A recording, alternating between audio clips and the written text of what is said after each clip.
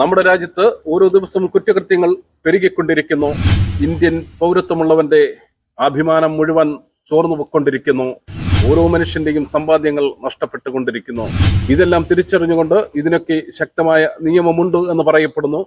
പക്ഷെ ഒരിടത്തും അത്തരം നിയമങ്ങൾ പ്രവർത്തിച്ച് ഒരാൾക്കും നീതി വാങ്ങിക്കൊടുത്ത ചരിത്രവും നമ്മൾ കേട്ടിട്ടില്ല. പറയാനുള്ളത്, ഇന്ന് സോഷ്യൽ മീഡിയയുടെ കാലമാണ്. സോഷ്യൽ മീഡിയ തുറന്നാലുടൻ വരുന്ന പരസ്യങ്ങൾ നിങ്ങൾ ഒറ്റയ്ക്കിരിക്കുകയാണോ, നിങ്ങൾക്ക് ഒരു പങ്കാളി വേണ്ടേ, അല്ലെങ്കിൽ ഈ രാത്രി നിങ്ങളുമായി എന്തും സംസാരിക്കാൻ ആളിനെ വേണോ എന്നൊക്കെയാണ്. ഇതിനെയൊക്കെ നിയന്ത്രിക്കാൻ, തടയിടാൻ, ഇല്ലാതാക്കാൻ ഇവിടെ ഒരു സംവിധാനങ്ങളുമില്ല. ഇന്ന് പച്ചയ്ക്ക് പറഞ്ഞാൽ സോഷ്യൽ മീഡിയ വഴി വേശ്യാവർത്തി ചെയ്യുന്ന അല്ലെങ്കിൽ ക്ഷണിക്കുന്ന സംവിധാനങ്ങൾ. ഇന്ന് അത്തരം സോഷ്യൽ മീഡിയ കെണിയിൽപ്പെട്ട ഒരു വ്യക്തി, അദ്ദേഹം സിനിമ സീരിയൽ രംഗത്തെ പ്രമുഖനാണ്. അദ്ദേഹം ഇത്തരം ഒരു കെണിയിൽപ്പെട്ട് അദ്ദേഹത്തിന്റെ സമ്പാദ്യം പോലും നഷ്ടപ്പെടുന്ന അവസ്ഥയിൽ. നമസ്കാരം.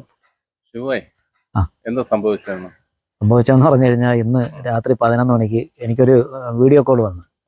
കലാരംഗത്ത് നിൽക്കുന്നതുകൊണ്ട് പലരും എന്നെ വിളിക്കും. പല നമ്പറുകളും ഞാൻ സേവ് ചെയ്തിട്ടുണ്ട്. സേവ് ചെയ്യാത്തത് കൊണ്ട് അങ്ങനെ ഞാൻ ഈ വീഡിയോ കോൾ അറ്റൻഡ് ചെയ്തപ്പോഴത്തേക്ക് ഒരു പെണ്ണായിരുന്നു എടുത്തത്. അങ്ങനെ എൻ്റെ പേര് റിയ യാദവ്, ഡോക്ടർ റിയ യാദവ് എന്നായിരുന്നു പറഞ്ഞത്. അങ്ങനെ എൻ്റെ അടുത്ത് കുറച്ച് കാര്യങ്ങളൊക്കെ ചോദിച്ചു, കലാരംഗത്തെ കാര്യങ്ങളൊക്കെ ചോദിച്ചു. അങ്ങനെ വീട് ഒക്കെ കാണണമെന്ന് പറഞ്ഞു. അങ്ങനെ വലിയ വീടാണെന്നൊക്കെ ചോദിച്ചു. ഞാൻ പറഞ്ഞില്ല, നമ്മളൊരു ഇടത്തരക്കാരാണ്. അങ്ങനെ വീടൊക്കെ കാണിച്ചു.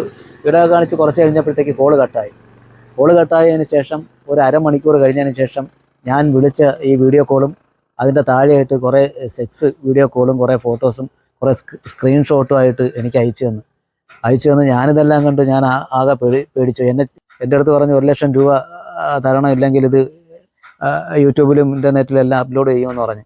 ഒരു 10 മിനിറ്റ് കഴിഞ്ഞപ്പോഴത്തേക്ക് അടുത്ത സ്ക്രീൻഷോട്ടുകൾ വരുന്നു. എൻ്റെ ഫ്രണ്ട്സൊക്കെല്ലാം, ഫേസ്ബുക്കിലുള്ള ഫ്രണ്ട്സൊക്കെ എല്ലാം അപ്ലോഡ് ചെയ്തിരിക്കുന്നു.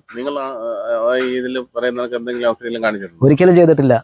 ചെയ്യാത്തതുകൊണ്ടാണ് ഞാൻ ധൈര്യമായിട്ട് മുന്നോട്ട് പോകുന്നത്. ഞാൻ അപ്പോഴും തന്നെ പോലീസ് സ്റ്റേഷനിൽ ചെന്ന് പരാതി കൊടുത്തു. സൈബർ സെല്ലിൽ വിളിച്ച് പരാതി കൊടുത്തിട്ടുണ്ട്. എന്തായാലും ഇതിൻ്റെ നിജഗതി എന്താണെന്നുള്ളത് എനിക്ക് കറക്റ്റ് അറിഞ്ഞേ പറ്റൂ.